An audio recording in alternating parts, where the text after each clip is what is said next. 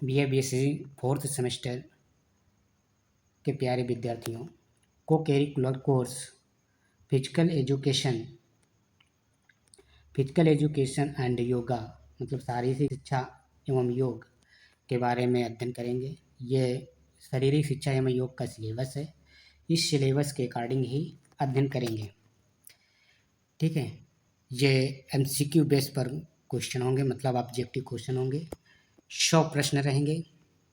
ठीक, 100 प्रश्न रहेंगे कि स्कैनर के द्वारा कॉपी चेक होती है, इसलिए इस पेपर में अधिक से अधिक बच्चों की बैक लगती है।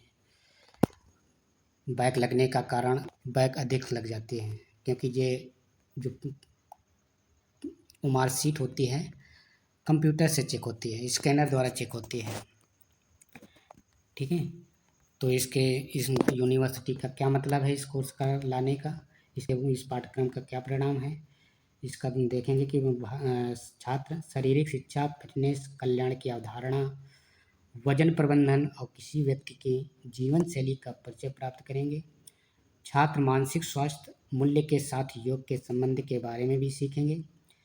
इस पाठ्यक्रम में छात्र भारत के पारंपरिक खेलों के पहलुओं के बारे में भी जानकारी प्राप्त करेंगे। इस पास मार्किंग कितनी है? 40 अंक लाने कंपलसरी होते हैं। 100 मार्क का पेपर होता है। क्वालिफाइंग के लिए आपको 40 अंक जरूरी है।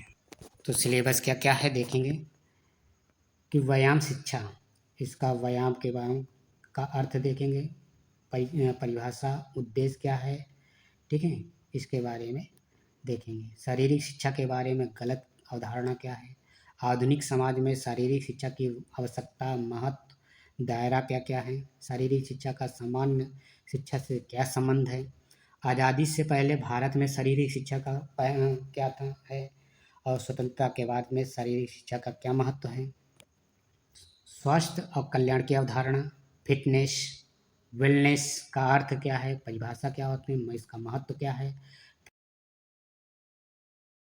फिटनेस और कल्याण के प्रभाव करने वाले कारक क्या क्या होते हैं, वजन प्रबंधन, मोटापे का अर्थ, परिभाषा, मोटापे का कारण, मोटापे का प्रबंधन, मोटापे के कारण स्वास्थ्य समस्याएं, जीवन शैली,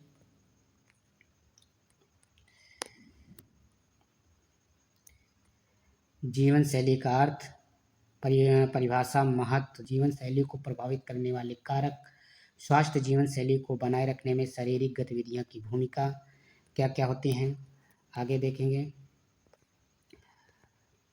योग और ध्यान, ठीक, योग और ध्यान, योग के ऐतिहासिक पहलू क्या हैं, योग परिभाषा, प्रकार, दायरा और महत्व क्या है, योग के मानसिक स्वास्थ्य पर क्या प्रभाव पड़ेगा, मूल्य, शिक्षा से संबंध कैसे हैं योग के, आगे देखेंगे।